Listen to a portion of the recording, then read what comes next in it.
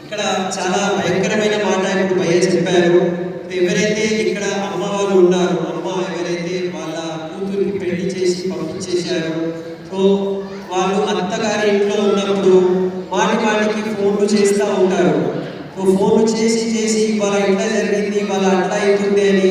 So ఈ ఫోన్ల ద్వారానే ఎన్నో జీవితాలు, ఎన్నో ఫ్యామిలీస్ పరివారాలు నరకం అనుభవిస్తున్నారు, బర్బాదైపోయినారు.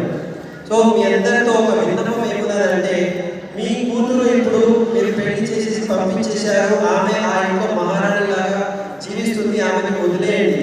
ఓకే, రోజు ప్రతిరోజు 6 సార్లు 10 సార్లు ఫోన్ చేసేది అవసరం లేదు.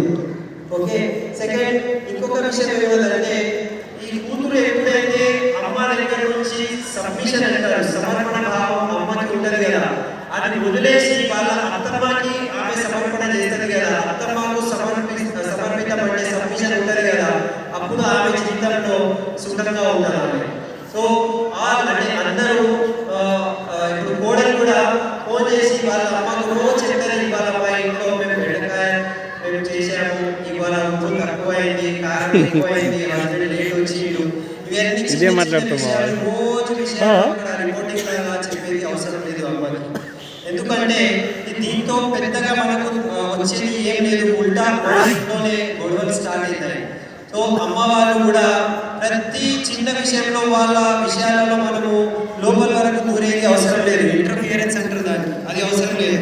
సో దీంతో చాలా పెద్ద ప్రాబ్లం అవుతుంది. సో మీరు ప్రేమించండి మీ కూతుర్ని, కానీ రోజు ఎన్నిసార్లు ఫోన్ చేసేది అవసరం లేదు.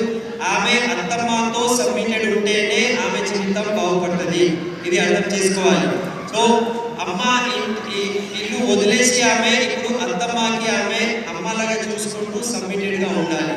సెకండ్, మీ ఇంట్లో కూడా ఒక కోడలు వచ్చింది, మీరు మీ అమ్మాయిని పంపించేశారు, ఆమె ఆ ఇంట్లో మహారాణిలాగా ఉన్నది, ఇప్పుడు మీ ఇంట్లో కూడా ఒక మహారాణి వచ్చింది, ఆమె కూడా మీరు కూతురులాగా చూడండి. ఆమెకి మీరు ఒక వేరే వ్యక్తిలాగా అట్లా చూస్తే మీరు సుఖంగా ఉండలేరు. ఈ మాట క్లియర్ అయిందా? క్లియర్ అయింది కదా? క్లియర్ అయిందంటే ఒకసారి మనము చెప్పండి.